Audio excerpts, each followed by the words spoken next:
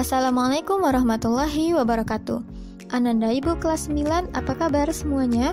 Mudah-mudahan semuanya selalu sehat, selalu tetap semangat belajar, dan selalu dalam lindungan Allah Subhanahu wa Ta'ala. Oke, hari ini kita kembali belajar matematika ya dengan materi akar bilangan. Nah, jika sebelumnya kita belajar tentang perpangkatan, maka untuk materi hari ini itu ada sangkut pautnya atau ada hubungannya. Maka untuk materi sebelumnya jangan sampai dilupakan ya. Nah, sebelumnya Ananda juga sudah pernah belajar ya di sekolah dasar mengenai akar bilangan. Nah, sekarang di tingkat SMP, apa sih yang akan kita pelajari mengenai akar bilangan? Nah, untuk hari ini tujuan pembelajaran kita adalah yang pertama yaitu menjelaskan konsep dari akar bilangan menurut definisi. Jadi kita akan lihat nih definisi dari akar bilangan itu seperti apa gitu kan. Jadi kita tidak hanya menggunakan akar bilangan itu, tapi kita mengetahui makna dari akar bilangan.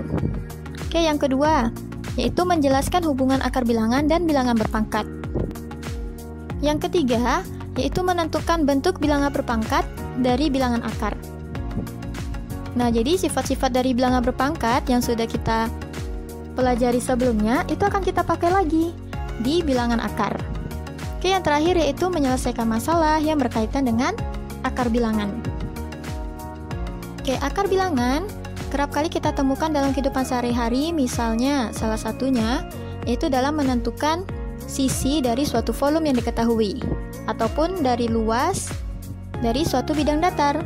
Yang ditanya adalah bagian sisinya. Maka di sini kita akan menggunakan akar, baik itu akar pangkat 3 maupun akar pangkat 2. Oke, kita masuk ke materinya, yaitu mengenai akar bilangan. Nah, untuk pertama ini kita akan membahas mengenai definisi dari akar bilangan itu sendiri. Ya. Nah, sebelumnya Ananda sudah pernah mempelajari mengenai akar bilangan di tingkat SD, bukan? Misalnya seperti yang Ananda ketahui, seperti akar 4. Ya, atau akar 6 dan sebagainya. Bahkan Ananda juga sudah menentukan hasil dari akar bilangan yang sederhana ini, misalnya dari akar 4 gitu ya. Berapa sih hasil dari akar 4 itu sendiri? Nah, sekarang yang perlu kita ketahui di sini adalah pengertian. Apa sih maksudnya? Apa sih tujuan dari akar bilangan ini gitu. Nah, bentuk umum dari akar bilangan ya, itu dapat dinyatakan sebagai ini bentuk umum.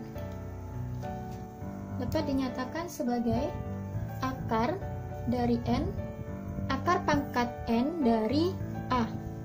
Ya, jadi cara bacanya seperti itu. Akar pangkat N dari A. Pada dasarnya akar bilangan itu adalah mencari sebuah bilangan. Ya, kita misalkan bilangan yang akan kita cari itu adalah X. Yang mana kalau misalnya X ini kita pangkatkan dengan N, itu akan menghasilkan si A. Misal, di sini Ibu punya 3 pangkat 2 sama dengan 9. Ya, 3 pangkat 2 sama dengan 3 kali 3 sama dengan 9. Yang mana kalau kita ubah atau kita nyatakan ke dalam bentuk akar, itu dapat kita nyatakan sebagai akar pangkat 2 dari 9. Ya, yang mana akar pangkat 2 dari 9 ini seterusnya dapat kita tulis sebagai akar 9. Nah, jadi kalau Ananda menemukan bentuk akar ya, misalnya seperti ini akar 9, maka ini adalah akar pangkat 2 dari 9 gitu ya. Jadi dapat dituliskan atau tidak. Oke, akar 9 itu adalah 3. Nah, yang X inilah, yang 3 inilah yang sebagai si X. Kita cari bilangan yang apabila kita pangkatkan, itu hasilnya adalah si A atau 9. Oke, contoh lainnya. Misal di sini Ibu punya akar dari 324. Nah, di sini coba Ananda tentukan hasil dari akar 324. Nah, di sini kita akarnya tidak Ibu tuliskan ya pangkatnya berapa. Nah, tapi otomatis Ananda tahu walaupun kita tanpa menulisnya, kita di sini tahu bahwa akar ini adalah pangkat 2. Ya, jadi seperti itu. Oke, sekarang seperti tadi, apa sih tujuan dari akar bilangan? Yaitu mencari suatu bilangan. Ya, jadi ini akan kita cari suatu bilangan, misalnya X, yang kalau kita pangkatkan 2, hasilnya adalah 324. Oke, jadi ini kalau kita pangkatkan 2, itu hasilnya adalah 324. Nah, bilangan apakah itu yang kalau dipangkatkan hasilnya adalah ini? Nah, Ananda di sekolah dasar mungkin sudah mempelajarinya ya. Oke, sekarang kita coba ulang. Nah, untuk pangkat 2, kita coba lihat nih, fokus kita ke yang bilangan terakhir, yaitu 4. Nah, bilangan kuadrat yang hasilnya belakangnya 4, ataupun satuannya adalah 4, itu adalah 2 kali 2, atau 8 kali 8. Ya, karena 2 kali 2 adalah 4, 8 kali 8 adalah 64. Jadi yang perlu kita perhatikan adalah angka terakhir. Ya, bilangan kuadrat mana yang menghasilkan angka terakhirnya adalah 4, yaitu 2 kali 2 dan 8 kali 8. Nah, maka ada kemungkinan nilai X ini, bilangan untuk ataupun angka terakhirnya adalah 2 ataupun 8.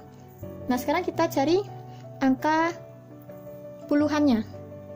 Nah, sekarang di sini adalah kita punya akar kuadrat. Maka di sini coba kita batasi 2 angka dari belakang ya. Berarti ini 1, 2. Oke, berarti ini dia. Nah, fokus Ananda berarti sekarang ke 3. Nah, untuk mencari angka puluhan di sini, Ananda cari bilangan kuadrat yang mendekati 3 dan tidak melebihi 3. Jadi kita akan cari bilangan kuadrat yang tidak melebihi 3 ataupun yang mendekati gitu ya. Kita mulai misalnya dari 1 kali 1, 1. 2 kali 2, 4. 3 kali 3, 9. Di sini kita lihat mana yang bilangan yang tidak melebihi dari angka 3 ini, yaitu 1 ya.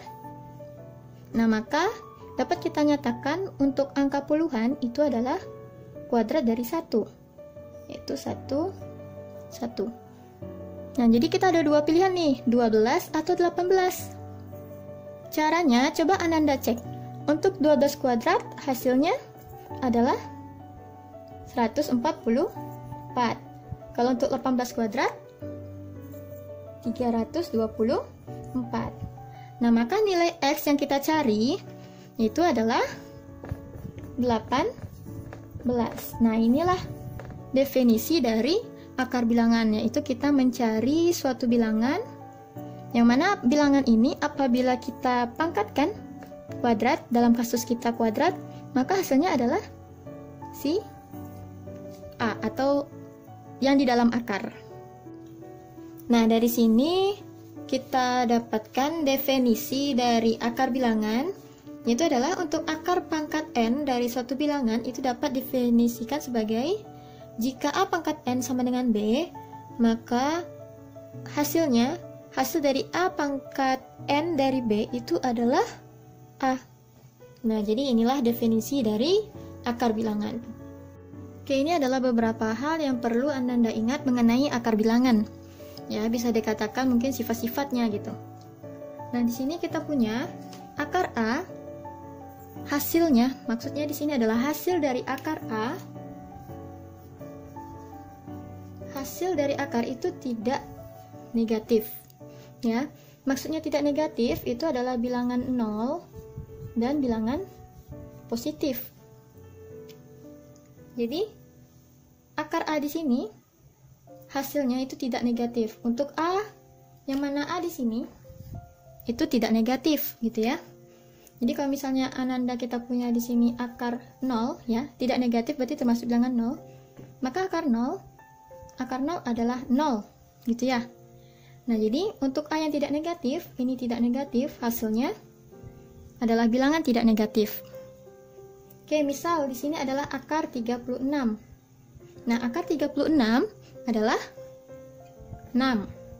Ya, meskipun 6 kali 6, 6 kuadrat itu hasilnya 36, dan min 6 kuadrat juga hasilnya 36, tetapi yang kita lihat adalah nilai akar dari suatu bilangan yang positif maka hasilnya juga positif. Oke, kita masuk ke poin kedua. Nah, kalau misalnya tadi kita berbicara A-nya yang tidak negatif, nah sekarang coba kita bahas bagaimana untuk A-nya yang negatif. Nah, di sini perlu Ananda tekankan, jika A negatif dan N ganjil, gitu ya. Jika A negatif dan N-nya ganjil atau pangkatnya di sini ganjil, maka berlakulah ini. Misal, Ibu di sini punya akar min 3, akar dari pangkat 5, ya, akar pangkat 5 dari min 32. Nah, di sini sesuai dengan definisinya kita akan cari suatu bilangan yang mana bilangan tersebut yang apabila dipangkatkan 5, hasilnya adalah min 32. Nah, bilangan yang apabila dipangkatkan 5 hasilnya 32 itu adalah 2. Karena di sini dimintanya minus ataupun negatif, maka kita tulis ini negatif 2. Nah, sekarang kita cek berdasarkan definisi, yaitu min 2 yang apabila dipangkatkan dengan 5, apakah hasilnya min 32? Nah, min 2 pangkat 5 itu sama artinya dengan min 2 dikali sebanyak 5 kali. Ya. Ini pelajaran kita sebelumnya. Jadi min 2 pangkat 5 ini kita kalikan sebanyak min 2 sebanyak 5 kali. Maka kita peroleh min kali min positif, positif kali min negatif, ya, negatif kali negatif, positif, positif kali negatif, positif kali negatif, negatif. Nah, negatif 2 kali 2 4, 4 kali 2 8, 8 kali 2 16, 16 kali 2 32. Nah, jadi itulah maksudnya dari poin ini. Jadi apabila Ananda menemukan negatif, itu berlaku jika pangkatnya ini adalah bilangan ganjil. Oke, sekarang bagaimana kalau kita coba contoh, ya. Kalau misalnya A-nya negatif, misalnya negatif 81, pangkatnya kita coba genap, misalnya 4. Nah, adakah bilangan yang apabila dipangkatkan 4, itu akan menghasilkan min ataupun negatif 81? Nah, tidak ada. Ya, kembali ke pelajaran sebelumnya bahwa pangkat negatif dari suatu bilangan negatif yang apabila dipangkatkan dengan genap, maka hasilnya akan selalu positif, ya. Atau coba kita lihat ini ya. Nah, sekarang coba Ananda cari bilangan yang apabila dipangkatkan 4 hasilnya 81, yaitu 3. Nah, sekarang coba kita buat di sini hasilnya 3 gitu ya. Maka 3 pangkat 4, apakah hasilnya negatif 81? Tidak, hasilnya adalah positif, yaitu 81.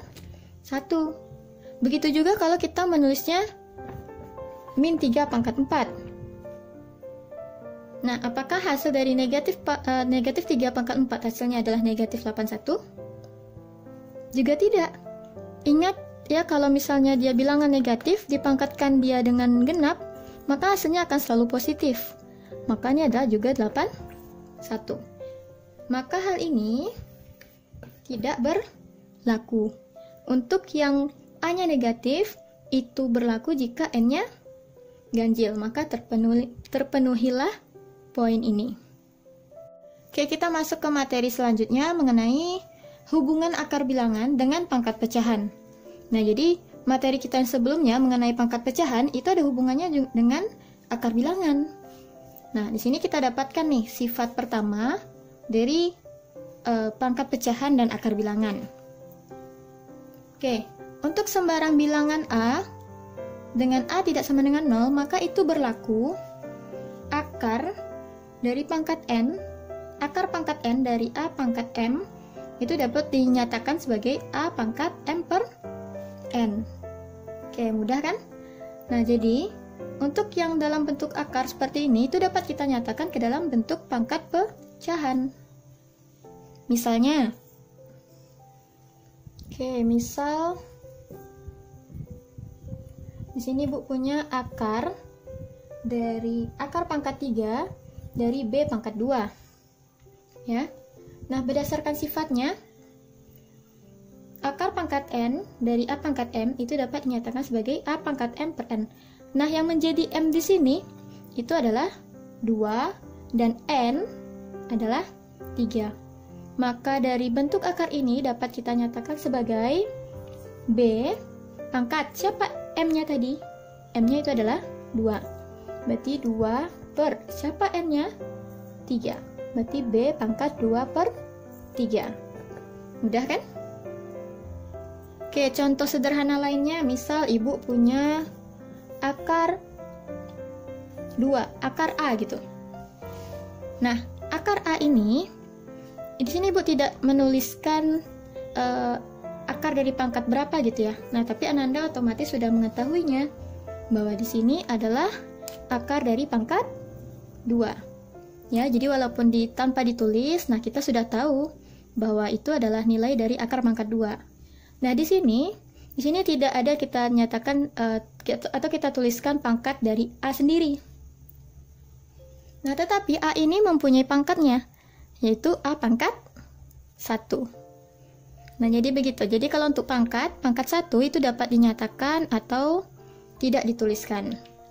Nah, dengan menggunakan sifat yang di sini tadi, maka dapat kita nyatakan bentuk akar ini sebagai bentuk pangkat pecahannya, yaitu adalah A pangkat, siapa M-nya? Yaitu 1 per 2. Oke, jadi akar pangkat A, akar dari A, maksud Ibu ya, maaf. Akar A itu dapat dinyatakan sebagai A pangkat 1 per 2. Oke, sekarang kita coba untuk membahas beberapa soal. Nah, di sini, ubahlah bilangan berikut, ya, bilangan yang diketahui, ke dalam bentuk bilangan berpangkat. Pangkat 8 ini adalah milik si B. Nah, yang perlu kita perhatikan adalah bilangan yang di bawah akar ini. Nah, bilangan yang di bawah akar yaitu adalah 8B pangkat 8. Nah, bilangan di dalam kurung ini memiliki pangkat 1. Gitu ya. Maka dapat kita nyatakan bentuk dari akar ini adalah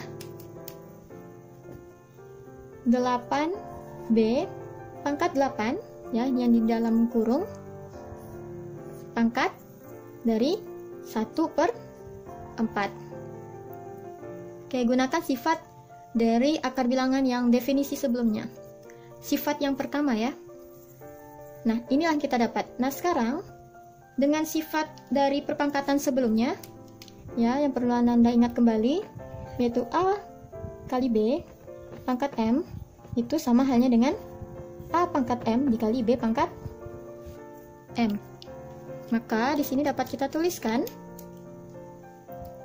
8 pangkat 1 per 4 dikali B pangkat 8 dipangkatkan dengan 1 per 4. Jadi kita pangkatkan masing-masing dari bilangan ini dengan 1 per 4. Oke, kita selesaikan.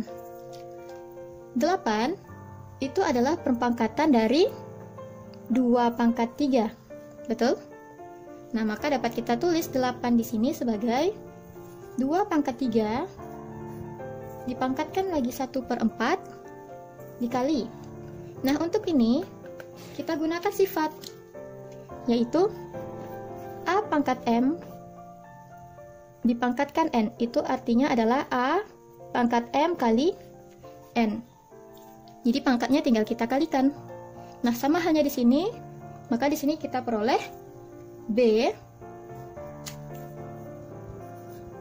8 dikali 1 per 4. Nah, 8 dikali 1 per 4 itu dapat kita sederhanakan menjadi 2 ya. 8 dibagi 4, berarti sini kita peroleh 2. Nah, dengan menggunakan sifat yang sama dengan di sini, maka kita peroleh 2 pangkat 3 per 4 dikali B. Oke, kita coba untuk soal yang lainnya, soal berikutnya dengan perintah soal yang sama, yaitu mengubah akar bilangan ini menjadi bentuk bilangan berpangkat. Ya, jadi ini akan kita ubah ke dalam bentuk bilangan berpangkat. Oke, Ibu ingatkan sekali lagi bahwa ini ya, pangkat 2 di sini itu adalah milik si A, bukan milik seluruh bilangannya ini. Ya, jadi 2 ini punyanya si A. Nah, sebelumnya yang perlu kita pangkatkan yaitu adalah yang di dalam kurung, yaitu bilangan yang di dalam ataupun bilangan yang di bawah akar. Nah, untuk bilangan ini itu adalah pangkatnya 1, gitu ya. Maka dengan definisi ataupun dengan sifat akar bilangan, maka dapat kita nyatakan ini sebagai negatif 64A kuadrat dipangkatkan 1/3. Nah, dengan sifat yang tadi, maka ini dapat kita nyatakan sebagai negatif 64 dipangkatkan 1/3 A kuadrat dipangkatkan 1/3. Nah, 64 itu adalah perpangkatan dari 2 pangkat 6 atau 4 pangkat 3. Oke, sekarang kita pilih dari 2 bilangan ini. Ya, cara memilihnya kita lihat nih pangkat dari 64 itu sendiri, yaitu 1/3. Nah, mana yang bakal lebih mudah bagi kita untuk membaginya gitu ya. Nah, lebih baik kita memilih ini, yaitu 4 pangkat 3. Maka di sini dapat kita nyatakan negatif 64 adalah 4 pangkat 3 dipangkatkan 1/3. Kemudian, nah di sini kita pakailah sifat dari perpangkatan, yaitu kalau bentuknya seperti ini, maka pangkatnya tinggal dikali. Maka kita punya A pangkat 2 kali 1/3, yaitu 2/3. Nah, kemudian untuk langkah selanjutnya, pangkat ini kan tinggal dikali. Nah, 3 dikali 1/3 itu sama halnya dengan 3 dibagi 3. Itu sama-sama dibagi 3. Maka kita perolehlah pangkat 1. Maka di sini dapat kita tuliskan sebagai negatif 4 dikali A pangkat 2/3. Oke, misal di depan dari akar ini itu terdapat suatu bilangan gitu ya, misalnya 3. Nah, jadi 3 dikali akar ini. Nah, 3 ini kita tinggal mengalihkan di bagian depannya saja, karena yang dipangkatkan 1/3 itu hanya di bagian ini. Negatif 64 A pangkat 2 bagian 3 itu cukup kita tuliskan di depannya saja. Berarti jadinya 3 dikali negatif 64 A pangkat 2 1/3. Ini juga demikian.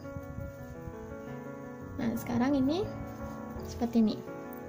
Ya, 3 dikali negatif 4 kali A pangkat 2/3. Nah, ini kita tinggal kalikan saja. 3 dikali negatif 4 yaitu adalah negatif 12 dikali A pangkat 2/3. Oke, kita lanjut ke contoh soal selanjutnya. Contoh soal ketiga, apabila bentuknya pecahan gitu ya. Nah, apabila Anda menemukan soal yang dalam bentuk pecahan, kita selesaikan dulu yang di bagian, karena ini bentuknya 1 per akar pangkat 4 dari 21, maka yang perlu kita cari adalah di bagian penyebutnya. Maka ini dapat kita tulis sebagai 1 per. Nah, ini 21 ya, itu dipangkatkan 1. Maka 1 per 21 pangkat 1/4. Ya, ingat kembali sifat dari bilangan berpangkat. Kalau Anda lupa, kita tuliskan di sini, yaitu akar dari pangkat n, akar pangkat n dari A pangkat m itu adalah A pangkat m per n. Oke, jika kita ingin menyatakan bentuk ini ya ke dalam bentuk bilangan yang tidak pecahan, ini dalam bentuk pecahan ya. Nah, maka akan kita gunakan sifat, yaitu A pangkat min n itu sama artinya dengan 1 per A pangkat n. Nah, jadi kita gunakan sifat ini. Jadi kalau misalnya sini negatif, kalau Anda mau mengubah ke dalam bentuk pecahan, maka berubah jadi positif. Begitu juga sebaliknya. Oke, coba kita selesaikan. Berarti 1/21 pangkat 1/4 apabila kita nyatakan ke dalam bentuk yang bilangan perpangkatan, maka di sini dapat kita tuliskan 21 ya, pangkatnya positif berubah jadi negatif. Negatif 1/4. Oke, untuk materi cukup sampai di sini. Mengenai konsep dari akar bilangan, baik itu definisi ataupun hubungan dari akar bilangan, ke bilangan berpangkat. Insya Allah untuk pertemuan selanjutnya akan kita bahas mengenai sifat-sifat dari akar bilangan lainnya. Oke, mudah-mudahan dari penjelasan Ibu hari ini dapat Ananda mudah pahami dan ilmu yang Ibu sampaikan adalah ilmu yang bermanfaat. Oke, Ibu tutup pertemuan kita hari ini. Ya, lebih dan kurang Ibu mohon maaf. Assalamualaikum warahmatullahi wabarakatuh.